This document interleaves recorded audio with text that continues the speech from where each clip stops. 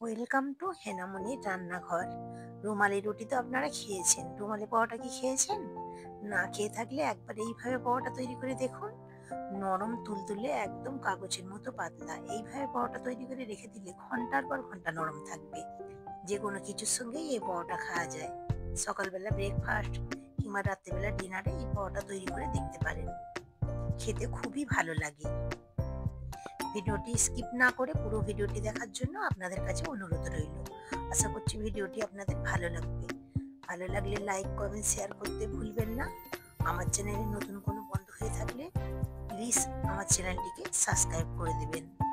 আসুন তাহলে দেখে নিই আমি কিভাবে তৈরি করছি। এখানে একটি মিক্সিং বোল নিয়ে নিলাম, দিয়ে দিচ্ছি 1 কাপ ফুটন্ত গরম জল।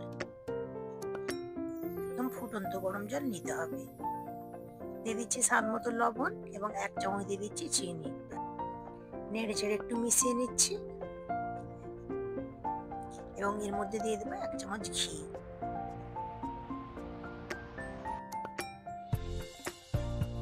আবার একটু নেড়ে মিশিয়ে নিলাম এবং এর মধ্যে দিয়ে দিচ্ছি 2 কাপ পরিমাণ ময়দা।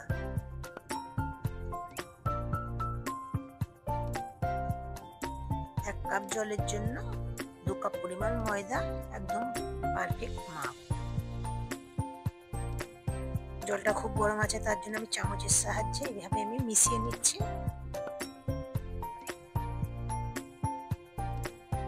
মিশিয়ে নেওয়ার পর এখন আমি হাতের সাহায্যে মেখে নিচ্ছি।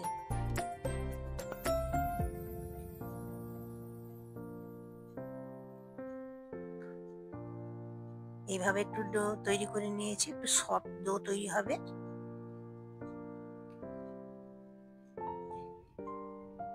এই ডোটিকে রেস্টে রাখার কোনো প্রয়োজন নেই।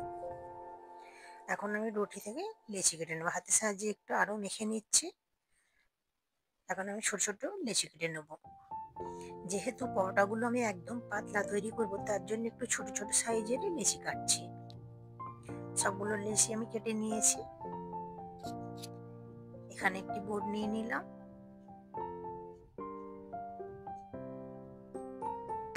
এখন আমি লেচিটিকে একটু গোল করে নিচ্ছি।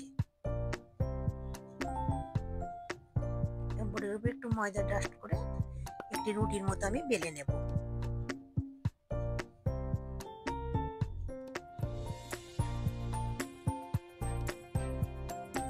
ঠিক এইভাবে বেলে নিয়েছি। এখন আমি উপর দিয়ে এইভাবে একটু তেল দিয়ে দিচ্ছি এবং হাতের সাহায্যে চারিদিকে লাগিয়ে নিচ্ছি।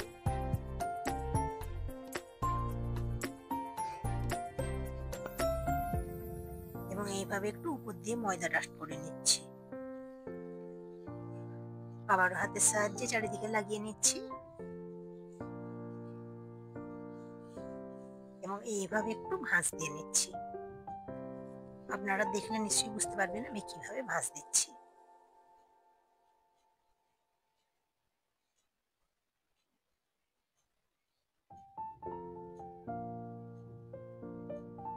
একটি পরোটা আমার ভাঁজ দিয়ে রেডি হয়ে গিয়েছে।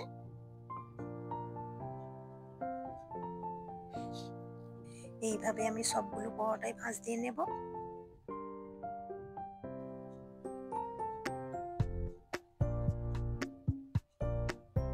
এইভাবে পরোটাই ভাঁজ দিলে লেয়ারগুলো খুব সুন্দরভাবে দেখা যায়। এইভাবে পরোটা একবার তৈরি করে দেখবেন, খুবই দারুণ খেতে লাগে। একদম নরম তুলতুলে, একদম কাগজের মতো পাতলা, দেখলেই খেতে ইচ্ছে করবে।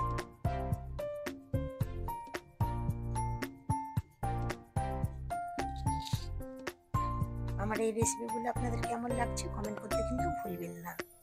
সবগুলো পরোটাই ভাঁজ দেওয়া হয়ে গিয়েছে। এখন আমি পরোটাটিকে বেলে নেব। এই পরোটাগুলো সাধারণত পাতলাই হয়ে থাকে, যতটা সম্ভব পাতলা করে বেলে নিতে হবে। একটু ময়দা ডাস্ট করে নিয়েছি, এখন আমি বেলে নিচ্ছি।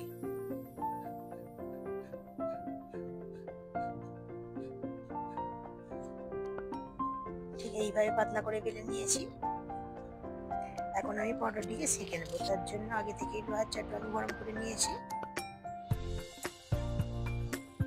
এক পিঠটা সেঁকা হয়ে গিয়েছে, এখন আমি উল্টে দিলাম।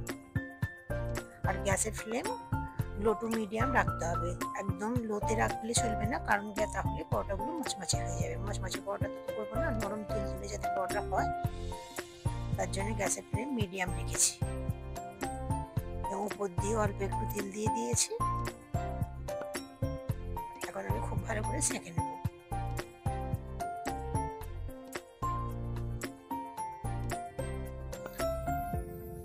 এই পিঠেও একটু তেল দিয়ে দিচ্ছি, আপনারা চাইলে ঘিও ব্যবহার করতে পারেন।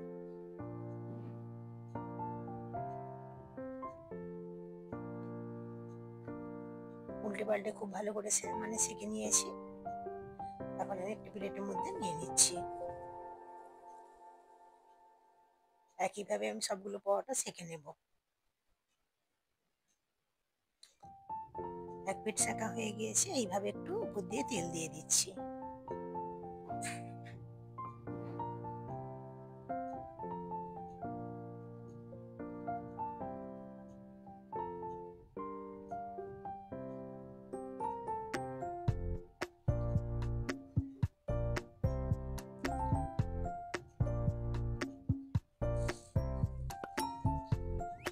খুব ভালো করে আমি সেঁকে নিয়েছি।